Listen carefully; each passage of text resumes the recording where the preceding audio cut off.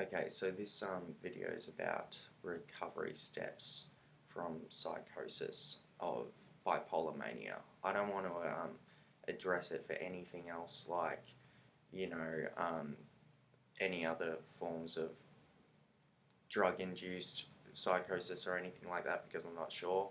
I can just talk about my experience with bipolar mania and as I said, I'm not a psychologist. I'm just studying psychology and understand some of it. But if this can go out and anything helps anybody, then that'd be great. Um, so basically, what happened was after the mania and the God delusion and all that stuff, which is quite common in a manic event. I was bedridden for about 2 months, major depression, lost all my friends, all my money, my job, the house I was living in, the acting school I was going to, I was kicked out of. What a surprise, having bipolar and enjoying acting as a hobby. But anyway,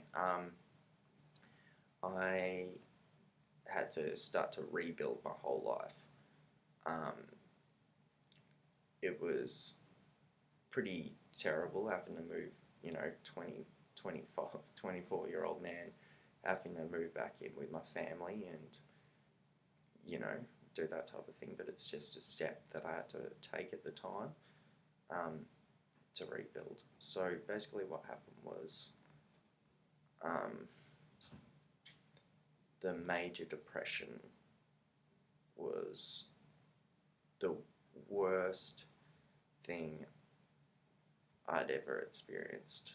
I was also suffering some PTSD from something that happened in the manic event. As I said, if you're taking, it was mainly alcohol for me, I think, at the time in the manic event, because, I don't know, when you're up, you think you're celebrating all the time and you want to feel good, but that is dumb.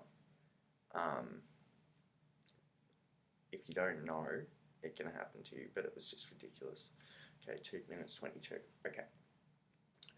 So, recovery steps for me personally were going back to uni to get a bit of grounded routine and really focusing on that. Of course, I started a mood stabilizer. So, so to risk not going into those manic events, because that's when the psychosis can tip, is when you get too high on mania on the scale, right up there. And so the mood stabilizer, which I personally take Tegretol, so Carmazepam, I think, is the brand name. So uni, Carmazepam, and as I said, I was in the major depression, so I couldn't even socialize with people when I went back to uni. And you'll know what it's like when you've had major depression, and it's like your brain doesn't even click on. You're trying to have a conversation with someone and it's like your brain's like so slow at the time. Especially if like you've been in bed for like 2 months and thought about suicide constantly, and when you're in major depression, this might not be true for everybody, but for me it was like I couldn't think about other things. All I could think about was killing myself at the time, which I'm glad I didn't do. So, yeah, it was when I forced myself to get back into the gym. It changed my life exponentially. The gym has been proven to be more effective. There was one study where it was a control group, one group who were going to the gym, and one group who were taking antidepressants. And I think, I don't want to get it completely wrong, but I just remember it showed how much mood and depression were improved from people going to the gym over, I think it was like 3 months.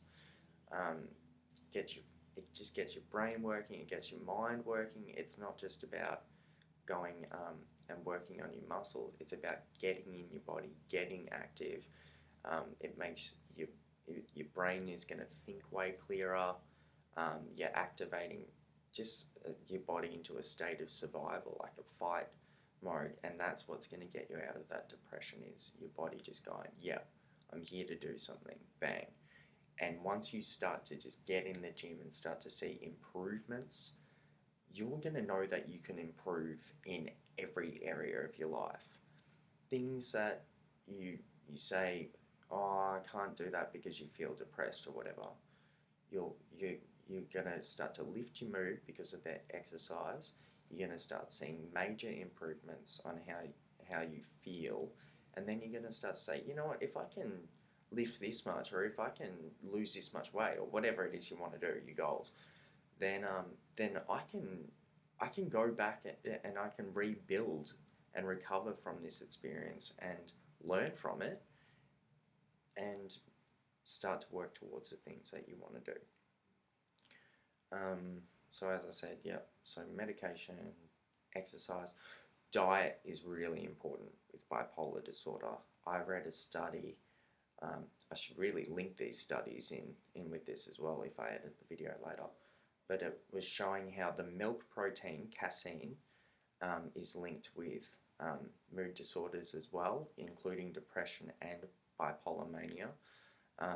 So that's a particular protein that's found in cheese and milk, but I've read studies which show how bad gluten is for bipolar disorder as well. I'm not sure what the milk protein actually does. So that's in milk, cheese. You can look it up. Casein, that's CASEIN, and bipolar disorder. So what I would say is avoid foods that cause inflammation, because inflammation is going to affect your brain, and what you do not want with bipolar disorder is inflammation in the brain, because you'll make, just affects your mood, and you don't want that. It's already categorized by an extremely sensitive reward system. Well, generally that would be the case. So you've got to watch out for that. Nutrition, all right. So if you watch Stephen Fry's documentary, The Secret Life of the Manic Depressive, it shows a lady in that who has bipolar disorder. She's a doctor, she's accomplished, she's doing well. She takes high dose omega-3 fatty acids.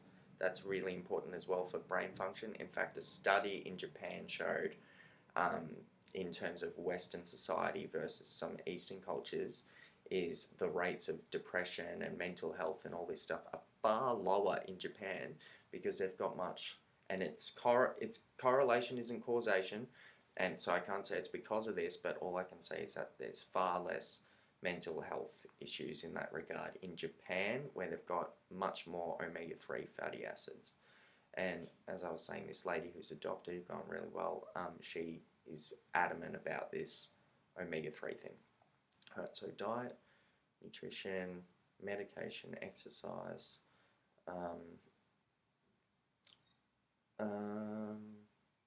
yeah, they're the main things.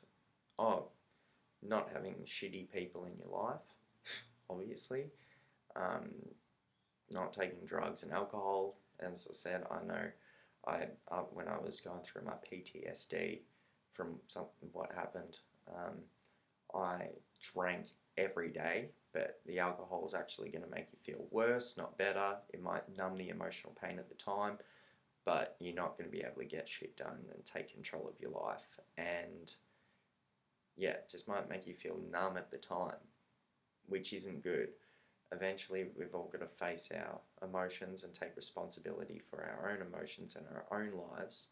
And if you're just taking something that's just going to numb you all the time and drain your energy, then that's going to be a big deal.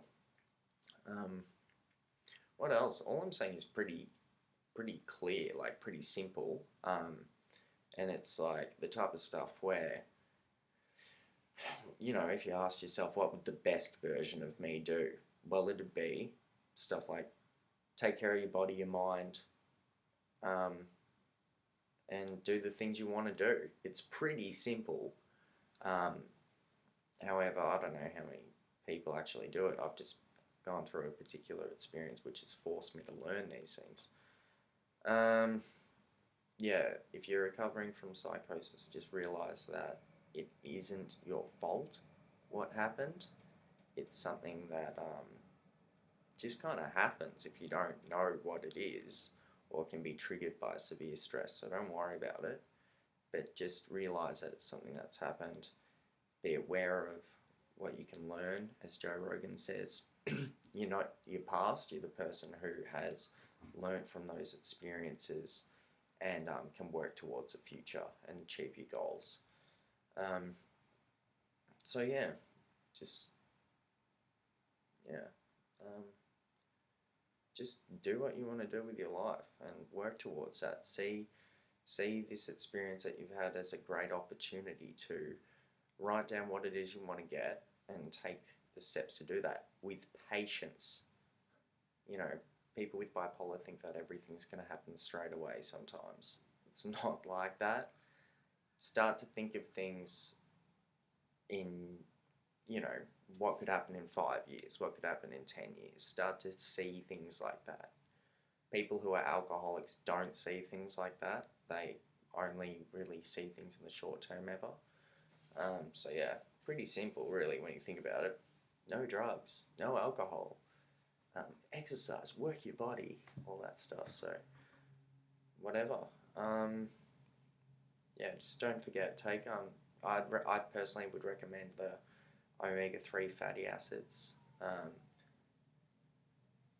Medication's a touchy subject because a lot of people with bipolar don't comply. I personally have gone off my medication once and just hits me with the mania, and it's not good. You can lose all your friends and everything, all your friends and money and everything in mania. It's not worth it. But if you are going to go off your medication, make sure you're seeing a psychiatrist or a psychologist at the time. That's touchy ground there. I'm not going to get into that. Just take care of yourself and just realize that you can heal through this. I don't think there's anything else to say. I hope this video has been some help. It's pretty simple stuff. But anyway, good luck with it.